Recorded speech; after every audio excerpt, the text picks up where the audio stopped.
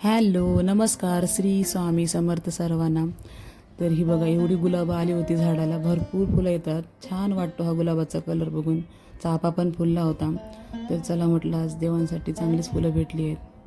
खूप आनंद होतो की असं एखादं झाड आपण लावलं आणि की त्याला एवढी फुलं आले की. लवकर श्रावण महिना सुरू होणार आहे. श्रावण महिना अतिशय पवित्र महिना मानला जातो. ह्या महिन्यात जास्तीत जास्त व्रत वैकल्य केली जातात.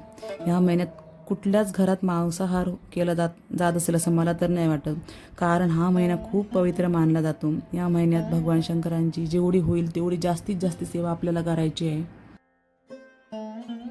या महिन्यात शिवलीलामृत या ग्रंथाचे पारायण करायचे आहे. तुम्ही गुरुचरित्र पारायण करू शकता, नवनाथ पारायण करू शकता, तसे स्वामी चरित्र पारायण पण करू शकता.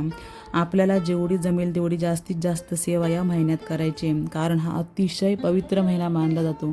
जेवढी जास्त सेवा करता येईल तेवढी करायची आहे या महिन्यात आपल्याला. प्रत्येक सोमवारी तुम्ही महादेवाच्या मंदिरात जाऊन महादेवाच्या पिंडीवर अभिषेक करायचा आहे. दूध, पाणी, साखर, दही, मध असा पंचामृताचा अभिषेक पण तुम्ही महादेवाच्या पिंडीवर करू शकता. पाण्याचा पण करू शकता साध्या, नाहीतर मग कच्च्या दुधाचा पण अभिषेक तुम्ही करू शकता. कच्च्या दुधातच करायचा आहे आपल्याला अभिषेक. तापवलेल्या दुधाचा अभिषेक आपल्याला महादेवाच्या पिंडीवर करायचा नाही आहे. जर तुमच्या घरात शिवपिंडी असेल तर तुम्ही घरात पण शिवपिंडीवर अभिषेक करू शकता. रुद्राभिषेक करायचा आहे. तुम्ही या महिन्यात पशुप्रतिव्रत पण करू शकता. श्रावण महिन्यात तुम्ही स्वामींचे 11 गुरुवार तसेच वैभवलक्ष्मीचे 11 शुक्रवार करू शकता. रोज एक माळ ओम नमः शिवाय या मंत्राची करायची आहे. तसेच महामृत्युंजय मंत्राची माळ पण आपल्याला करायची आहे. आणि रोज संध्याकाळी कालभैरव अष्टक 11 वेळा म्हणायचंच आहे न विसरता. हा महिनाभर ही सेवा आपल्याला करायचीच आहे.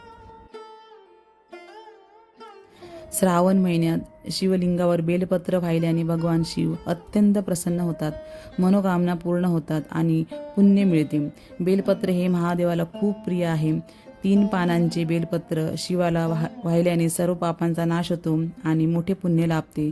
बेलपत्र नेहमी 3, 5, 11 च्या संख्येने स्वच्छ आणि न तुटलेले असावे. बेलाच्या पानाचा गुळगुळीत भाग नेहमी शिवलिंगाच्या संपर्कात असावा. महादेवाला पांढरी फुले, शमीची पाने, आकाड्याची फुले, धोत्र्याचं फूल, फळ अर्पण करायचे. धोत्र्याचं फूल आणि फळ महादेवाला अतिशय प्रिय आहे. शिवलीलामृत पारायण कोणी करू शकते. हे पारायण केल्याने आपले विचार आचार शुद्ध होतात. शिवलीलामृतातला 11वा अध्याय पठण केल्याने रुद्रपठण केल्याचे फळ मिळते. श्रावण महिन्यात कधीही पारायण आपण करू शकतो.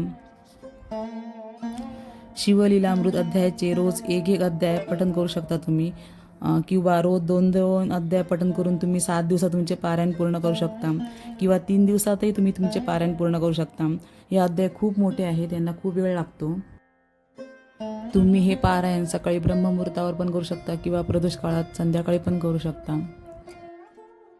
तुम्ही जर हे पारायण संकल्पित करत असाल तर तुम्हाला काही नियम पाळायचे आहेत. मांसाहार करायचं नाही आहे, परान्न घ्यायचं नाही आहे, ब्रह्मचर्य अतिशय काटेकोरपणे पाळायचं आहे आणि गादीवर झोपायचं नाही आहे. तसंच कांदा लसूण वर्ज्य करायचं आहे आपल्याला. तुम्हाला जर नित्यसेवेसारखे रोज एक अध्याय वाचायचे असतील तर तुम्ही वाचू शकता. त्याला काही एवढे नियम नाही आहेत, कारण जर तुम्ही संकल्पित केले तर तुम्हाला संकल्पित अध्याय जर वाचले तुम्ही तर तुम्हाला काटेकोरपणे नियम पाळावे लागतात. आणि जर तुम्हाला संकल्पित नाही करायचं आहे पारायण तर तुम्ही रोज एक अध्याय अशाप्रमाणे वाचू शकता. महादेवाला फळ, पंचामृत किंवा खिरीचा नैवेद्य दाखवायचा आहे. तुम्हाला जर शिवलीलामृत या ग्रंथाचे पारायण करायला जमत नसेल तर तुम्ही दर सोमवारी शिवलीलामृतातला 11वा अध्याय पठण केला तरी चालतो. या महिन्यात आपल्याला जास्तीत जास्त सेवा करायची आहे. जेवढी होईल तेवढी महादेवाची सेवा आपल्याला या महिन्यात करायची आहे.